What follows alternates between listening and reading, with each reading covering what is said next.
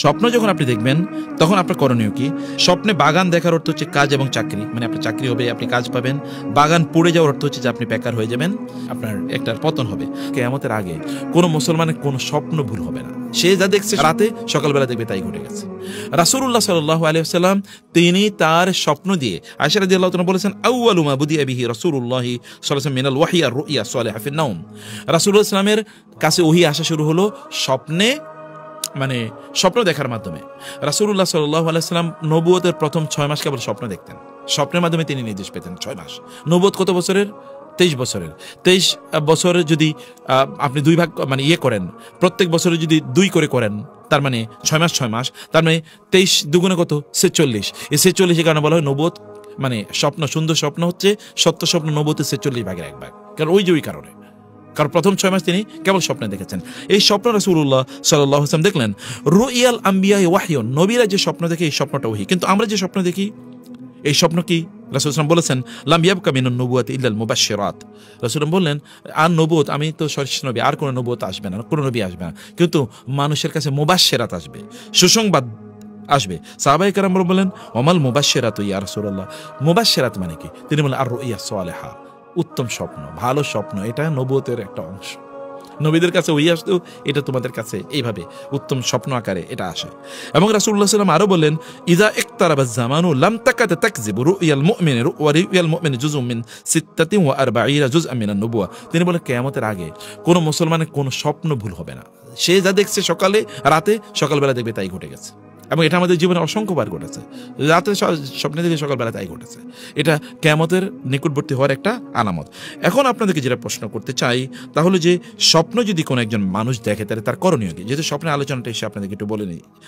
স্বপ্নের ব্যাখ্যা সম্পর্কে ইবনুল কাইয়িম রাহিমাহুল্লাহ তিনি বলেছেন, যেমন ধরেন স্বপ্ন বাস্তব জীবনে এমন কিছু জিনিস আল্লাহ সুবহানাহু ওয়া তাআলা আমাদেরকে ঘটবেন আমাদের জীবনে, যেটা স্বপ্নের মাধ্যমে আল্লাহ সুবহানাহু ওয়া তাআলা আমাদের কাছে এটাকে ইঙ্গিত বা প্রতীকী বার্তায় প্রেরণ করেন। আচ্ছা, যেমন ধরুন আপনি যে স্বপ্নে কাপড় অথবা জামা দেখেন, তার মানে হলো আপনার দিন এবং ধর্ম কি হবে? আপনি ভালো দিনদার হবেন। যদি কাপড় ভালো এবং বড় দেখা যায়, তার মানে আপনার দিন অনেক বড়, আপনি অনেক মুত্তাকি পরহেজগার লোক হবেন। আর যদি দেখেন আপনার কাপড়টাকে মলিন, সংকীর্ণ, ছেঁড়া ফাটা, তাহলে বোঝাবে যে আপনার দিনের মধ্যে অবনতি ঘটেছে। অতএব জামা কাপড়ের দিনদারির ইঙ্গিত বহন করে।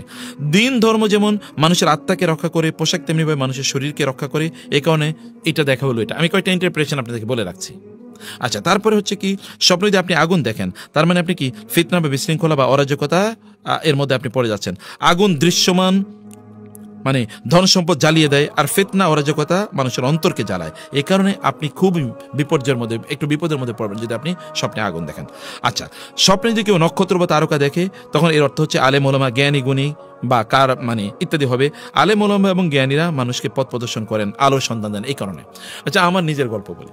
আমার মা বলেছেন যে ছোটবেলায় উনি স্বপ্নে দেখেছেন যে আকাশে বিশাল বড় তারকার মতো, অনেক বড় তারকার মতো একটা ফুল, বিশাল বড় একটা ফুল, এবং এটা তারকার মতো করে এরকম ফুল। তো তখন আমি খুবই ছোট, আমার বাবা মারা গেছে।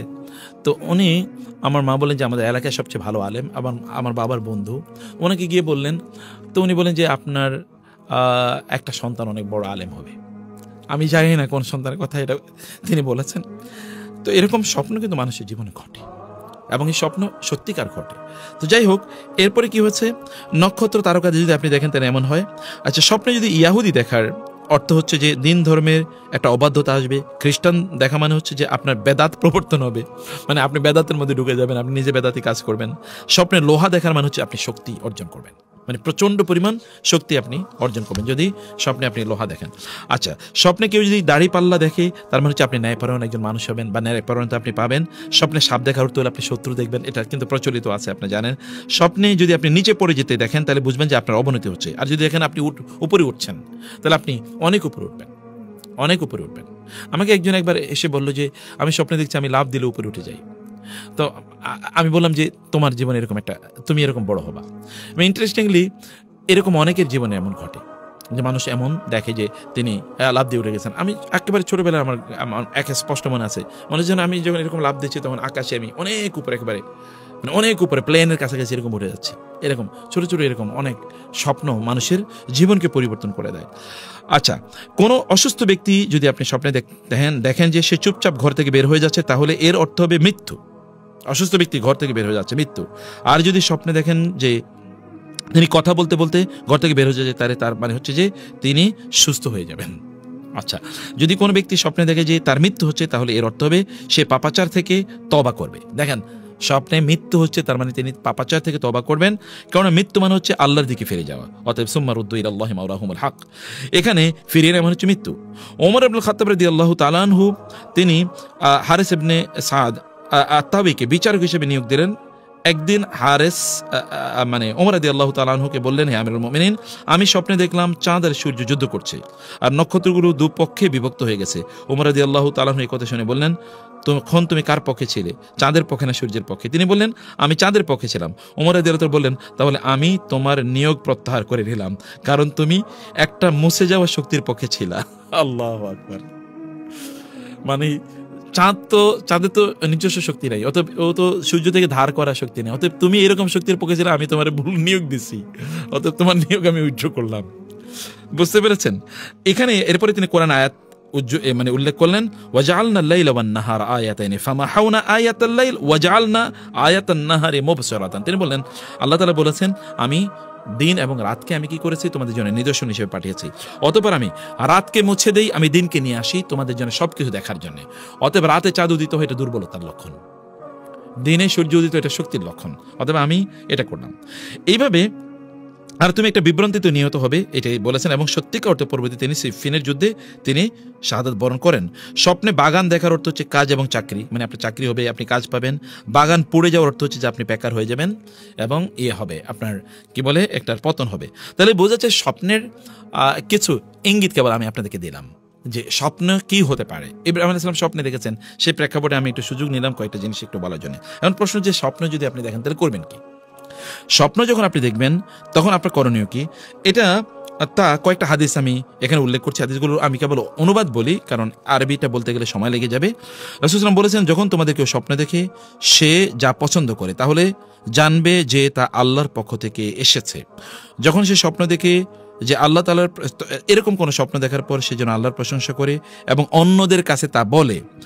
আর যদি স্বপ্নে অপছন্দের কিছু জিনিস দেখে, তাহলে বুঝে নেবে এটা শয়তানের পক্ষ থেকে এসে, এবং সে শয়তানের ক্ষতি থেকে আল্লাহ তাআলার কাছে আশ্রয় প্রার্থনা করবে এবং এই স্বপ্নের কথা কাউকে বলবে না, কারণ খারাপ স্বপ্ন তার কোনো ক্ষতি করতে পারবে না। খুবই গুরুত্বপূর্ণ। আপনি ভালো স্বপ্ন দেখলে কি করবেন? আল্লাহর শুকর আদায় করবেন। আপনি কাউকে বলতে পারেন, কোনো প্রবলেম নাই, কোনো প্রবলেম নেই। কিন্তু এমন লোকেরা বলবেন যিনি স্বপ্ন বুঝেন। কেউ আপনাকে নিয়ে যদি হিংসা করে, এরকম লোকেরা বললে ওই ইউসুফ আলাইহিস সালামের ভাইদের মতো ঘটনা ঘটবে।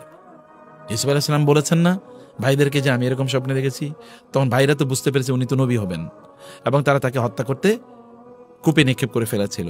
অতএব আপনি বলবেন কোনো দিনদার ভালো মানুষের কাছে বলবেন, বলবেন না এরকম না, বলবেন দিনদার ভালো মানুষের কাছে বলবেন। তিনি তখন একটাকে ভালো ইন্টারপ্রিটেশন দেবেন, যেই ইন্টারপ্রিটেশন দেবেন আপনার জীবন তাই ঘটবে।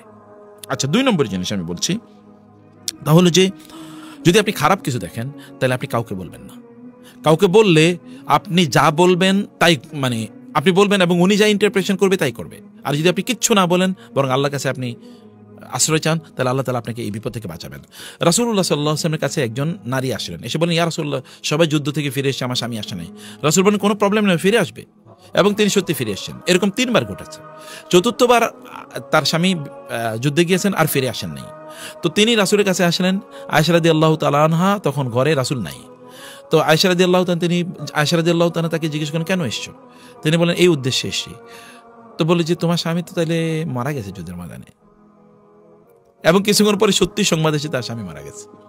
এর মধ্যে রাসূল সাল্লাল্লাহু আলাইহি ওয়াসাল্লাম আসার পরে আয়েশা রাদিয়াল্লাহু তাআলা বলেন, ইয়া রাসূলুল্লাহ, একটা ঘটনা ঘটছে। কি? বলে, এরকম একজন নারী এসেছিলেন আপনার কাছে, আমি তাকে জিজ্ঞেস করছিলাম তার স্বামীর কি অবস্থা, মানে সে আমাকে বলেন তার স্বামীর কি অবস্থা এটা জানার জন্য। আমি তাকে জানার পরে বললাম, মনে হয় সে মারা গেছে। এরকম অবস্থা। কারণ স্বপ্নে সে মানে যা দেখেছে স্বপ্নের ব্যাখ্যা, সে এটা স্বপ্নের ব্যাখ্যা যে যুদ্ধের ময়দান থেকে তার স্বামী ফিরে আসে নাই, এটা সে স্বপ্নে দেখেছে। তো যুদ্ধের ময়দানে তার স্বামী ফিরে আসে নাই, কেউ বলছে স্বামী মারা গেছে, এরকম স্বপ্ন। তো 3 বার রাসূল বলেছে, না এটা ঠিক না, তোমার স্বামী ফিরে আসবে। এবং চতুর্থবার রাসূলকে না পেয়ে আয়েশা রাদিয়াল্লাহু বলেন যে সে তো তাহলে মারা গেছে, তুমি তো খারাপ স্বপ্ন দেখেছো, সে তো মারা গেছে যুদ্ধের ময়দানে। এবং সত্যি পরে তার লাশ চলে এসছে। রাসূল সাল্লাল্লাহু আলাইহি ওয়াসাল্লাম আয়েশার কাছ থেকে শোনার পরে বললেন, তুমি এইরকম ইন্টারপ্রিটেশন দিলা কেন? স্বপ্নে তো ব্যাখ্যা এরকম দেয়া হয় না, এরকম দেয়া যায় না। কারণ স্বপ্নের ব্যাখ্যা যা দেয়া হয় সেটাই ঘটে। অতএব স্বপ্নের ব্যাখ্যা যিনি জানেন এমন ভালো মানুষের কাছে আপনারা স্বপ্নের কথা বলবেন। সুন্দর স্বপ্ন আল্লাহ তাআলার পক্ষ থেকে হয়ে থাকে, আর খারাপ স্বপ্ন শয়তানের পক্ষ থেকে হয়ে থাকে। কেউ স্বপ্নে খারাপ কিছু দেখলে বাম পাশে 3 বার থু থু করবে। আপনি স্বপ্নে খারাপ কিছু দেখেছেন, বাম পাশে, আপনি যেদিকেই ডান কাত হয়তো আমরা শুই, ডান দিকে আপনি 3 বার থুতু ফেলে তারপরে আপনি কি বলবেন? আউযু বিল্লাহি মিনাশ শাইতানির রাজিম। তাইলে এই স্বপ্ন আপনার কোনো ক্ষতি করতে পারবে না। 3 নাম্বার, তোমাদের কেউ যদি, রাসূল সাল্লাল্লাহু আলাইহি ওয়াসাল্লাম বলেছেন, তোমাদের কেউ যদি এমন কোনো স্বপ্ন দেখে যেটা সে অপছন্দ করে, তাহলে বাম দিকে সে 3 বার থুতু ফেলবে, শয়তানের কাছ থেকে আল্লাহর কাছে আশ্রয় প্রার্থনা করবে, অতঃপর সে তার পার্শ্ব পরিবর্তন করে শুয়ে থাকবে, তাইলে তার কোনো ক্ষতি হবে না। তাহলে স্বপ্নের বিষয়ে আমি কিছু আইডিয়া আপনাদেরকে দিয়ে দিলাম।